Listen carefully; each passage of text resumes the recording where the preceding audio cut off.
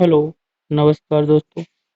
आपके अपने YouTube channel DK competitive में बहुत-बहुत स्वागत है। आओ हम लोग चलते हैं एक नई श्रृंखला की तरफ। सीटेट 2023 आगामी 20 अगस्त को परीक्षा है, जिसके लिए हम बहुत ही महत्वपूर्ण प्रश्न लाए हुए हैं, जो कि हमारे प्रीवियस ईयर पेपरों में पूछे गए हुए हैं। उनका पहला है, हम लोग बात करते हैं पहले टॉपिक पे बाल विकास एवं शिक्षा शास्त्र में, यानी चाइल्ड डेवलपमेंट एंड पेडागोजी। पहला क्वेश्चन है, क्वेश्चन नंबर 1 की तरफ चलते हैं। कह रहा है क्वेश्चन,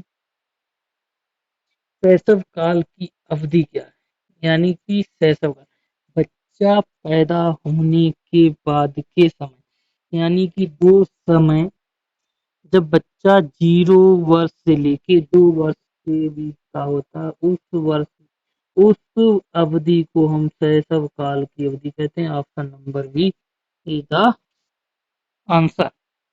आओ सारांश देखते हैं। शैशव काल की अवधि 0 से 2 वर्ष तक की होती है और इस अवस्था में बालक के मानसिक क्षमताओं का विकास हो जाता है, जो कि मानसिक विकास की पूर्व अवस्था मानी जाती है। अगले क्वेश्चन की तरफ चलते हैं। क्वेश्चन नंबर 2, पियाजे के अनुसार 2 से 7 वर्ष के बीच का बच्चा एक संज्ञानात्मक विकास की अवस्था में है, तो वो कौन सी है? कौन सी अवस्था पूछी बच्चे की? संज्ञानात्मक, यानी जिसमें बच्चे का विकास होना हो या विकास होना शुरू हो जाए। विकास होना तो 0 से 2 वर्ष, 0 वर्ष से ही होना शुरू हो जाता है, यानी संज्ञानात्मक, उसे ज्ञान की तरफ चलने के लिए। और देखते हैं पियाजे के अनुसार कहा है, ने संज्ञान सिद्धांत की 4 प्रमुख आवंटन में बांटा है, यानी कि पियाजे ने संज्ञानात्मक सिद्धांत की व्याख्या 4 प्रमुख अवस्थाओं में बांटकर की है, जो कि निम्न है। नंबर 1, संवेदीगात्मक अवस्था, यानी कि 0 से 2 वर्ष। पूर्व संक्रियात्मक अवस्था 2 से 7 वर्ष। मूर्त संक्रिया अवस्था 7 से 12 वर्ष। औपचारिक संक्रिया अवस्था यानी कि 12 से 16 वर्ष। पूछा क्या है हम लोगों से? संज्ञानात्मक विकास की अवस्था। पूर्व संक्रियात्मक अवस्था यानी कि 2 से 7 वर्ष की बच्चा जो होता है तब उसका संज्ञानात्मक विकास शुरू हो जाता है। अगले क्वेश्चन की तरफ चलते हैं। क्वेश्चन नंबर 3 करा, विकास से की ओर बढ़ता है। विकास जो है सामान्य से विशिष्ट की ओर बढ़ता है। ऑप्शन ये सही है। अगले क्वेश्चन की तरफ चलते हैं।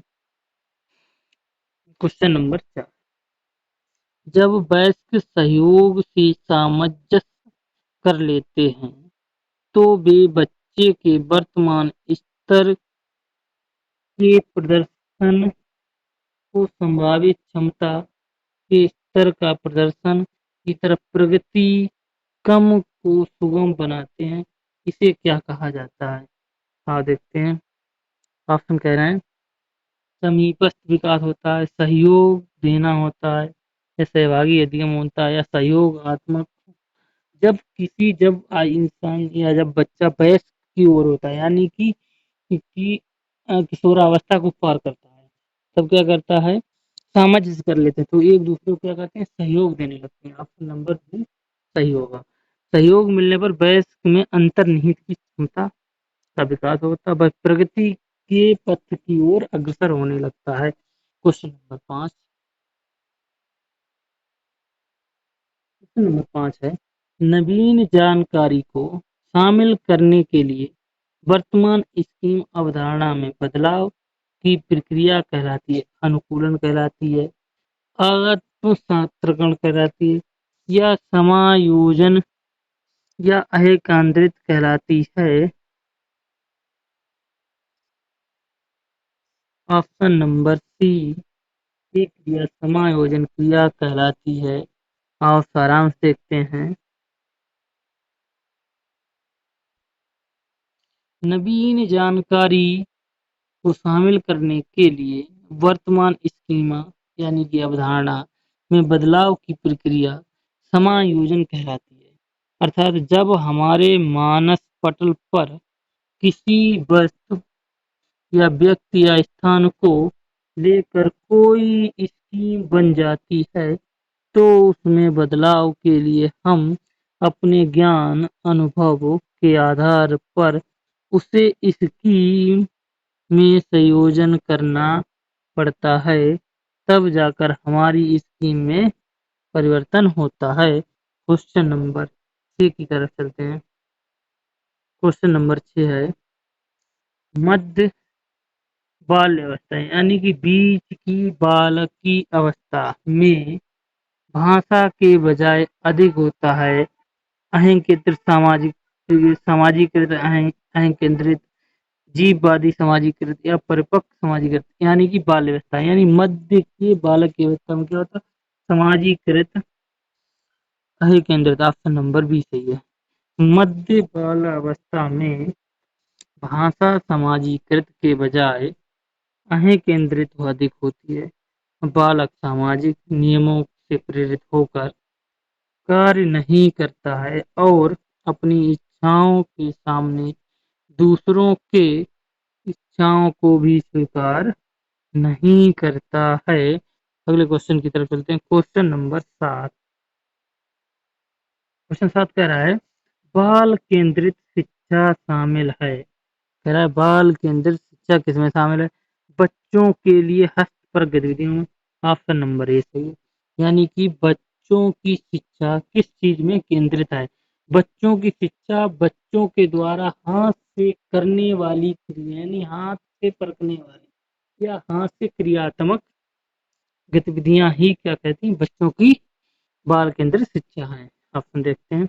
वो देखते हैं सारांश बालक की रुचियों प्रवृत्तियों तथा क्षमताओं को ध्यान में रखकर शिक्षा प्रदान करना ही बाल केंद्रित शिक्षा कहलाती है। इसके निम्नलिखित सिद्धांत हैं। बालकों को क्रियाशील रखकर शिक्षा प्रदान करना है। बालक को बुद्धू नहीं मानना है। बालक को क्रियाशील मानना है। बालक को सक्रिय मानना है। बालक की शिक्षा उद्देश्य परक होनी चाहिए यानी उद्देश्य पूर्ण होनी चाहिए उद्देश्य की पूरी होनी चाहिए। बालक की योग्यता व रुचि के अनुसार विषय वस्तु का चयन होना चाहिए। रचनात्मक कार्य जैसे हस्तकला आदि के द्वारा शिक्षण होना चाहिए यानी बच्चे का रचनात्मक कार्य जैसे हस्तकला या कला के माध्यम से क्या होना चाहिए शिक्षण होना चाहिए। पाठ्यक्रम को छोटे छोटे हिस्सों में बांट के शिक्षण कराना चाहिए। ये क्या है ये सारे बिंदु जो हैं बाल केंद्रित शिक्षा से संबंधित हैं। अगले क्वेश्चन की तरफ चलते हैं। Question number 8। क्वेश्चन नंबर 8 कह रहा है कक्षा अध्यापक ने राघव को अपनी कक्षा में अपने कीबोर्ड पर स्वयं द्वारा तैयार किया गया मधुर संगीत बजाते हुए देखा। कक्षा अध्यापक ने विचार किया कि राघव में बुद्धि उच्च क्रिय थी स्थानिक बुद्धि थी शारीरिक गतिविधि थी या संगीत में बुद्धि थी या भाषाई। अगर कोई बच्चा जो है मधुर संगीत यानी संगीत की बात की तो बच्चा क्या होगा संगीतमय होगा। ऑप्शन नंबर सी सही है। आओ देखते हैं सारा गार्डनर यानी कि एक दार्शनिक मनोवैज्ञानिक क्या नाम गार्डनर के बहुल बुद्धि सिद्धांत इन्होंने क्या दिया था बहुल बुद्धि सिद्धांत दिया था। यह एक संगीतिक बुद्धि है। उन्होंने कहा ये जो है संगीतिक बुद्धि है। इस बुद्धि में तारक यानी कि पिच जो है और लय रिदम सही सही ढंग से प्रत्याक्षण करने की क्षमता सम्मिलित होती है। इसमें संगीत की समर्थ में निपुणता विकसित करने की क्षमता आदि को भी सम्मिलित होती है। अगले क्वेश्चन की तरफ चलते हैं। Question number 9। क्वेश्चन 9 है जब एक शिक्षक ये समझता है कि स्वाभाविक रूप से लड़के गणित में लड़कियों से अच्छे हैं ये दर्शाता है अध्यापक की नीतिपरक से लेगजेंडर से सही दृष्टिकोण से इच्छा से यानी कि जब शिक्षक ये समझता है कि लड़के लड़कियों से अच्छे हैं तो यानी कि उसमें कंपेयर करी गई यानी तुलना की गई यानी कि तुलना की गई किसमें लड़के लड़कियों में तो क्या होगा gender wise. Option number B सही है। एक शिक्षक यह समझता है कि स्वाभाविक रूप से लड़के गणित में लड़कियों से अच्छे हैं, तो ये लिंग रूढ़िवादिता पक्षपाती दर्शाता है। शिक्षक को चाहिए कि वह बिना पक्षपात किए सभी को समान रूप से शिक्षण के अवसर को उपलब्ध कराए। अगले क्वेश्चन की तरफ चलते हैं। Question number 10।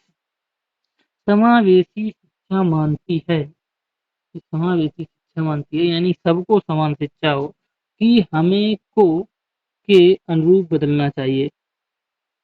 बच्चे एवं व्यवस्था की, व्यवस्था एवं बच्चे के, परिवेश एवं परिवार के, बच्चे एवं परिवेश के। तो क्या होनी चाहिए? समावेशी शिक्षा मानती है कि हमें व्यवस्था को बदलना चाहिए, किसके अनुसार? बच्चे के अनुसार। क्योंकि नई शिक्षा नीति में बच्चे को सुप्रीम पावर माना गया है। बच्चा जैसा करेगा शिक्षक को वैसा ही करना है।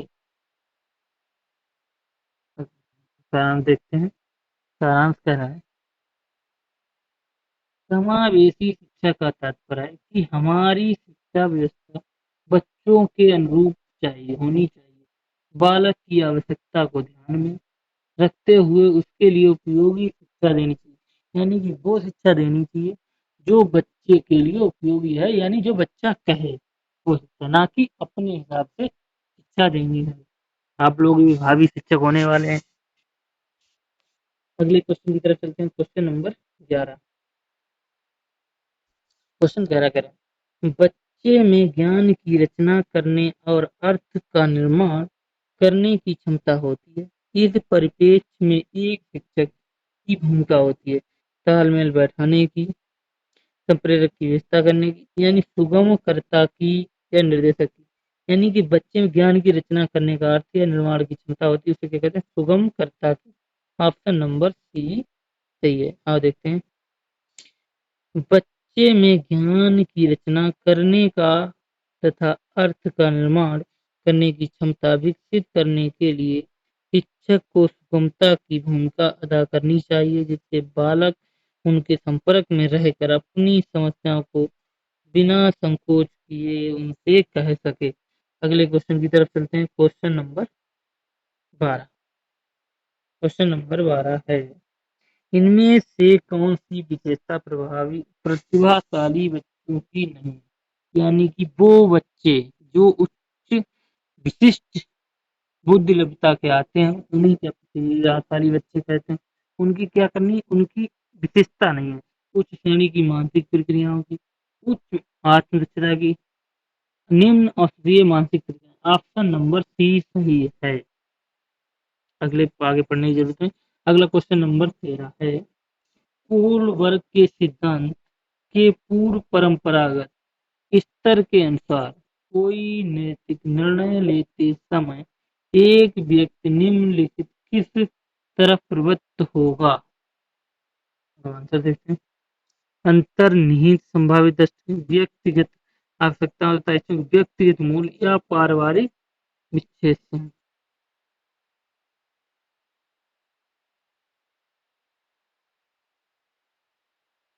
अंतर्निहित संभावित दंड प्रक्रिया से आओ हम लोग देखते हैं कोलवर्ग का सिद्धांत क्या है।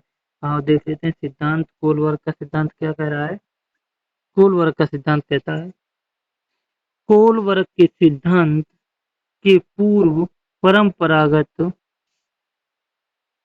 के अनुसार बालक का नैतिक विकास 3 सोपानों के अंतर्गत होता है। कोलवर्ग के अनुसार के सिद्धांत के अनुसार यानी पूर्व परंपरागत के अंतर्गत के बच्चे का 3 प्रकार से विकास है। ऑप्शन एक, आत्म केंद्रित निर्णय, यानी कि उसका जो है निर्णय कैसा होना चाहिए? अपने केंद्र। इसमें बालक अपनी इच्छा या अनिच्छा अथवा पसंद या नापसंद से हटकर किसी भी नियम की परवाह नहीं करते हैं। अगला देखो ऑप्शन, दंड एवं तथा आज्ञा पालन अभिमुख होता है। इसमें बालक का नैतिक व्यवहार दंड आज्ञा पालन से निर्धारित व संचालित होता है। अगला पॉइंट है यांत्रिक सापेक्षिक अभिमुखता। इस स्तर पर बालक मानते हैं कि प्रत्येक व्यक्ति को स्वयं को देखना होता है तथा कोई भी व्यक्ति केवल उन व्यक्तियों के प्रति उत्तरदायी होता है जो उसकी सहायता करते हैं। क्वेश्चन नंबर 14 की तरफ चलते हैं। क्वेश्चन 14 है, शिक्षार्थियों यानी कि विद्यार्थियों यानी अधिगमकर्ता यानी समझने वाले की व्यक्तित्व यानी पर्सनल विभिन्नताओं के संदर्भ में शिक्षिका को क्या चाहिए? विविध प्रकार की अधिगम परिस्थितियों को उपलब्ध कराना। ऑप्शन नंबर ए सही है, यानी कि बच्चों के लिए विभिन्न प्रकार के अधिगम की परिस्थितियों को उपलब्ध कराना चाहिए। अगले क्वेश्चन की तरफ चलते हैं। Question number 15। क्वेश्चन नंबर 15 है, फिर निम्नलिखित में से कौन सा बाल विकास का एक सिद्धांत नहीं है? सभी विकास एक क्रम का पालन करते हैं, सभी विकास के क्षेत्र महत्वपूर्ण हैं, सभी विकास परिपक्वन तथा अनुभव का अंतःक्रिया के परिणाम होते हैं, सभी विकास तथा अधिगम एक गति से आगे की ओर बढ़ते हैं।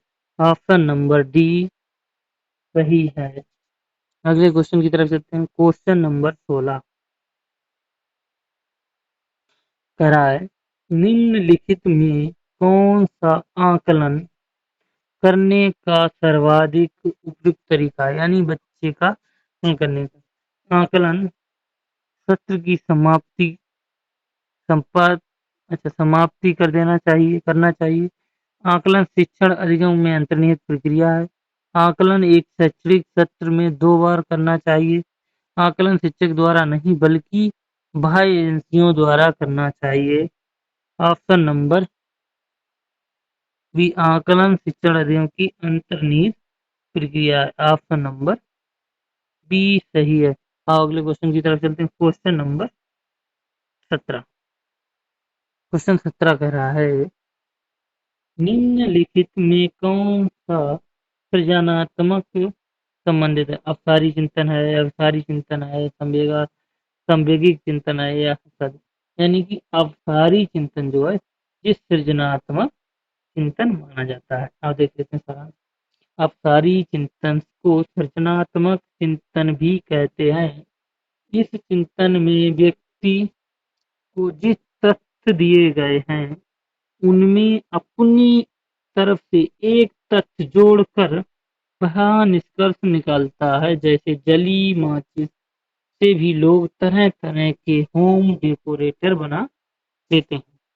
क्वेश्चन नंबर 18 है, बच्चों के बारे में निम्नलिखित कथनों में से किस कथन को वाइगोत्स्की के सहमत होते हैं? बच्चे समवयस्कों और वयस्कों के साथ सामाजिक अंतरिक्ष के माध्यम से सीखते हैं। बच्चे तब सीखते हैं जब उनके लिए आकर्षक पुरस्कार निर्धारित किए जाते हैं। बच्चे के चिंतन को तब समझा जा सकता है जब प्रयोगशाला में पशुओं पर किए जाएं तब।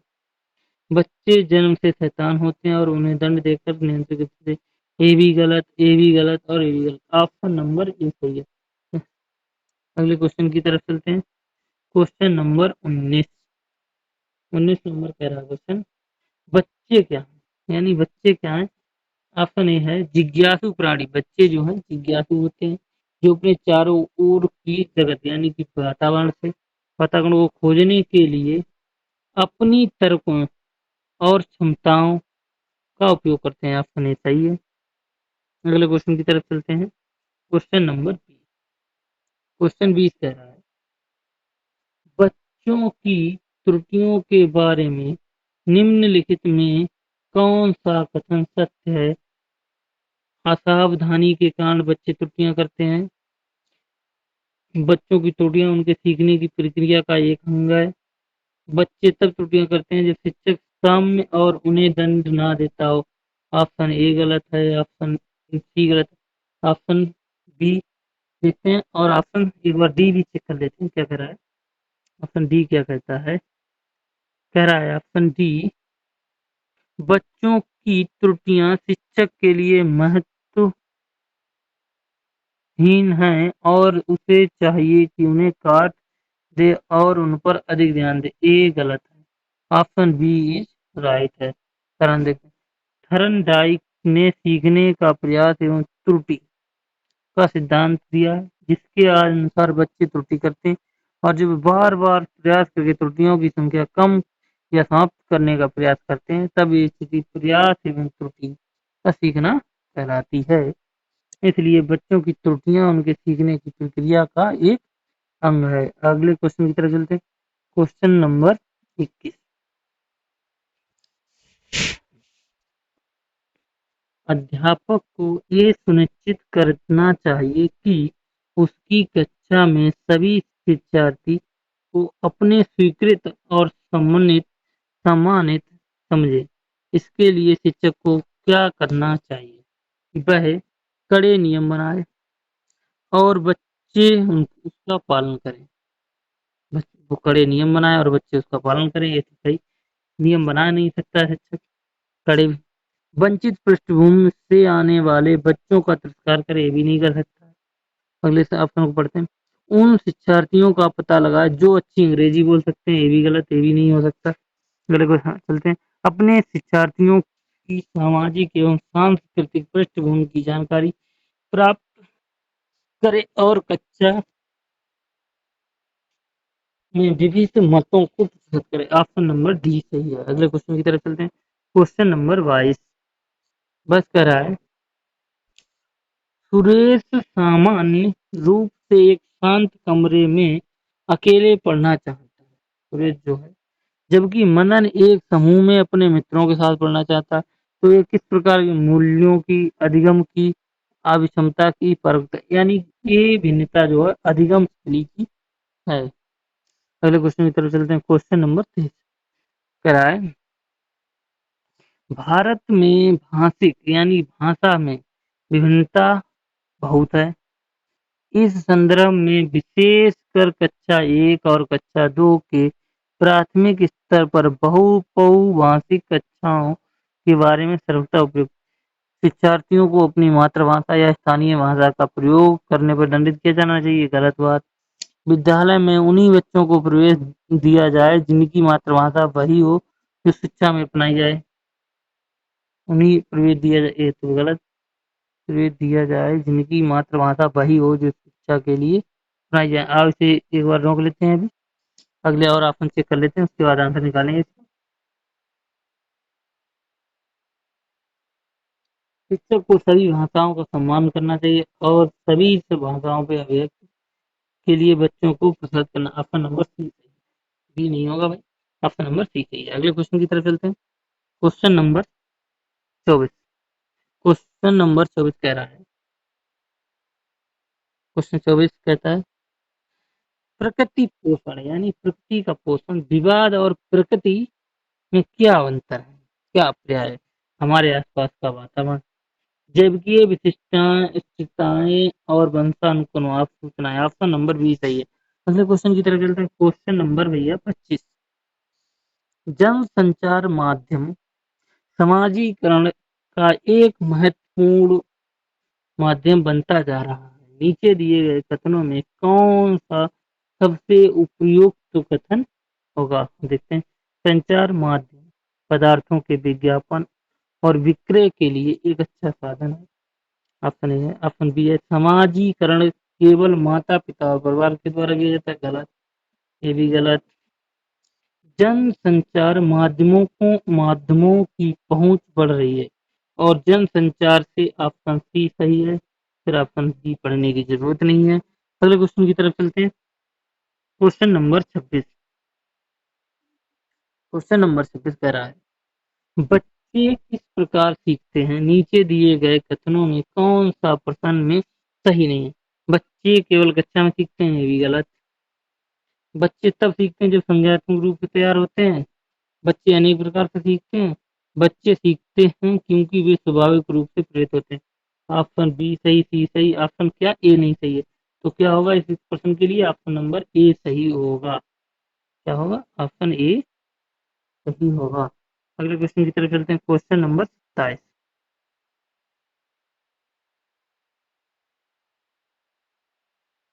क्वेश्चन 27 कह रहा है, प्राथमिक विद्यालय के शिक्षक को अपने शिक्षार्थी यानी कि अपने विद्यार्थियों को प्रेरित करने के लिए निम्नलिखित में से कौन से रणनीति को अपनाना चाहिए? ऑप्शन ए, प्रत्येक शिक्षार्थी में अंक लाने के लिए स्पर्धा को प्रशस्त कीजिए, गलत। प्रत्येक गतिविधि के प्रत्येक के रूप में प्रोत्साहन पुरस्कार दंड, गलत। बच्चे को उनकी रुचियों के अनुसार अपने लक्ष्य को निर्धारित करने, ऑप्शन नंबर सी सही है, डी पढ़ना नहीं है। फिर टाइम को भी तो बचाना है पेपर में। अगले क्वेश्चन की तरफ चलते हैं। क्वेश्चन नंबर 28, निम्नलिखित में से कौन सा समाजीकरण का एक प्रमुख कारण परिवार, कंप्यूटर, आनुवंशिकता, राजनीति, यानी कि सामाजिकरण के लिए सबसे पहला कारक परिवार होता है। ऑप्शन नंबर ए सही है। क्वेश्चन नंबर 29 की तरफ चलते हैं।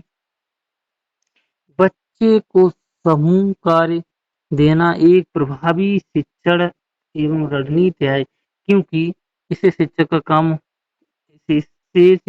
का काम कम हो जाता है, गलत। छोटे समूह में कुछ बच्चे, गलत।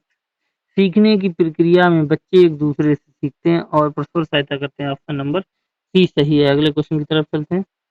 क्वेश्चन नंबर 30, यानी कि इस श्रृंखला का लास्ट क्वेश्चन है। देखते हैं। एक औसत बुद्धि वाला बच्चा यदि भाषा को पढ़ने एवं समझने में कठिनाई प्रदर्शित करता है तो यह संकेत देता है कि बच्चा का लक्षण प्रदर्शित कर रहा है। यानी कि औसत बुद्धि वाला बच्चा भाषा को पढ़ने में, अगर पढ़ने में दिक्कत तो पठन क्षमता यानी डिसलेक्सिया रोग से हुआ, यानी कि पढ़ने में क्षमता होने पर बच्चे में डिसलेक्सिया नामक विकार उत्पन्न हो जाता है, जिससे बच्चे को पढ़ने में दिक्कत होती है। जैसे बाज को सा पढ़ना, सा को बाज पढ़ना, क्लियर को अनक्लियर को न्यूक्लियर पढ़ना, न्यूक्लियर को अनक्लियर पढ़ना। जय हिंद दोस्तों, आज के लिए इतना ही है। आओ हम लोग मिलते हैं इसी पेपर के बचे हुए दूसरे बार, जैसे हिंदी, गणित, अंग्रेजी, संस्कृत और पर्यावरण में। दोस्तों, चैनल को सब्सक्राइब करें, ज़्यादा से ज़्यादा शेयर करें, ज़्यादा से ज़्यादा लोगों को शेयर करें, जिससे कि पेपर के लिए बहुत कम समय बचा हुआ है, जिससे बच्चों को कम समय में अच्छी तैयारी हो जाए। हमारा यही मानना है कि आप लोगों के अच्छे से अच्छे नंबर आए, ज़्यादा से ज़्यादा नंबर ग्रहण करें आप, जिससे मेरा भी नाम होगा और आपका भी नाम होगा। चलो मिलते हैं नेक्स्ट श्रृंखला में, तब तक के लिए नमस्कार।